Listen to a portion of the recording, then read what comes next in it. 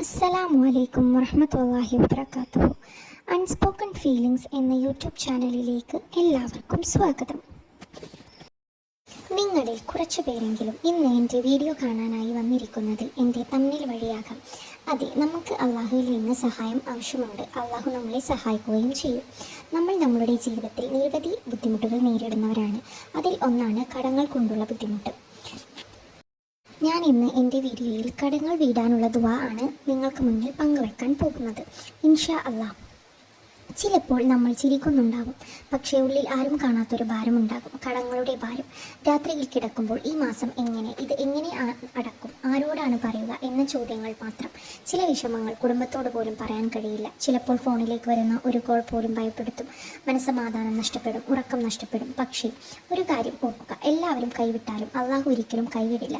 നിന്റെ അവസ്ഥ അള്ളാഹുവിനറിയാം. നിന്റെ കണ്ണീർ അള്ളാഹു കാണുന്നുണ്ട്. നിന്റെ പ്രാർത്ഥന അള്ളാഹു കേൾക്കുന്നുമുണ്ട്. തന്നെ ഞാൻ പറയാൻ പോകുന്ന ദുആ നിങ്ങൾ വിശ്വാസത്തോടെയും ഇൻഷാ അല്ലാഹ് കടങ്ങൾ വീടും എന്നുള്ള ആത്മധൈര്യത്തോടെയും നിങ്ങൾ പതിവാക്കുക. ഇന്ന് നിങ്ങൾ കടബാധ്യതയിൽ ആണെങ്കിൽ അത് നിങ്ങളുടെ ജീവിതത്തിൻ്റെ അവസാനമല്ല, ഒരു പരീക്ഷണം മാത്രമാണ്. അപ്പോൾ നമുക്ക് ഞാൻ പറയാൻ പോകുന്ന ദുആ എന്താണെന്ന് നോക്കാം. നിങ്ങൾ പ്രത്യേകം തെറ്റുകൂടാതെയും ഓതാനായി ശ്രദ്ധിക്കണം. അതുപോലെ ഖുറാനിൽ നോക്കി ഓതാനും നിങ്ങൾ പ്രത്യേകം ശ്രദ്ധിക്കണം. അപ്പോൾ നമുക്ക് എന്താണെന്ന് നോക്കാം. ഒന്നാമത്തേത്, സൂറത്തുൽ ആൽ ഇംറാനിലെ 26, 27 ആയത്തുകൾ എല്ലാ ഫർദ് നമസ്കാരത്തിന് ശേഷവും 7 തവണ വീതം ഓതുക. നിങ്ങൾ പ്രത്യേകം ഖുർആനിൽ നോക്കി ഓതാനായി ശ്രദ്ധിക്കുക, അതായത് തെറ്റുകൾ കൂടാതെ ഓതുക. ഇനി നമുക്ക് രണ്ടാമത്തേത് നോക്കാം. താഴെ കൊടുക്കുന്ന ദുആകൾ സുബ്ഹിക്കും മഗ്‌രിബിനും ശേഷം 3 തവണ വീതം ഓതുക.